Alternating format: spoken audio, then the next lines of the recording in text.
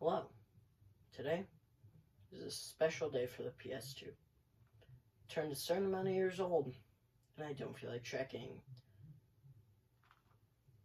I'm proud of it, though. PlayStation 2, this specific one, was owned by my dad, and he gave it to me. He actually got it from his cousin, and he had to fix it for $100 back in 2004. He got a DVD player from it, and a way to play the Family Guy game on it. Dang! Since I've gotten it, I've been playing through some of the PS2 classics, such as Doom 64, Legend of Zelda, FNAF, Halo, and The Last of Us. And COD Black Ops 7. Probably the best at that game. And, I love it so much. And since it's the PS2 special day, I thought I'd review it, Just give my thoughts on how it is, should you buy it in 2026, and if it's still good in 2026. So, the PS2 launched on October 26, 2000 in North America.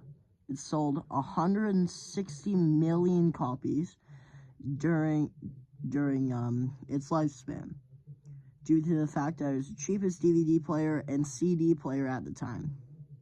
And people like the incredibly expansive game library, I guess. But it was sadly discontinued in 2013 worldwide. It contained over 4,000 games worldwide, which is very impressive. The last game released was FIFA Evolution Soccer in 2014, which is kind of disappointing in my opinion. The PlayStation 2 is one of my favorite consoles ever, but it does have its flaws. In the Slim edition of the PS2, it's a top-loading console, and the thing that reads the game can scratch it if it comes loose. So if you're planning on buying a PS2, and if you have the space for it in your setup, I suggest getting the fat model, because it's not top-loading. It can't scratch your discs as easily.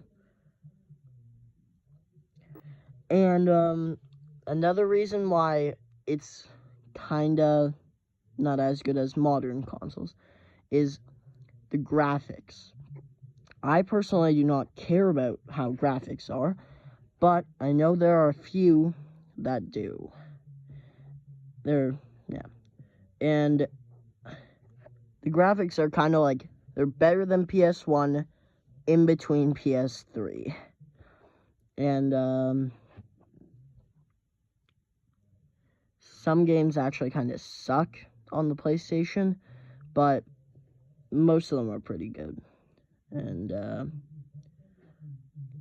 another thing that I'm not a fan of is that you need memory cards instead of having built-in memory in the system.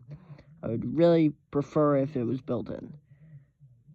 Some positives is that the PS2 also has some of the best games ever, such as GTA 3 and San Andreas, Silent Hill 2, Resident Evil 4, Metal Gear 2, and The Simpsons Hit and Run, one that I really want to play.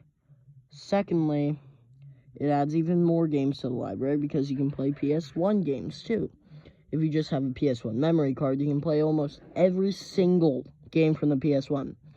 Just a little thing that I love is that you can flip the PlayStation logo to match if you're playing in standing or just flat. Since the video is coming to an end, I'd like to answer a question that I proposed at the beginning of the video. Is it worth it to buy a PlayStation 2 in 2026? Heck yeah! If you want one of the best consoles and game libraries of all time, you should definitely get a PlayStation 2.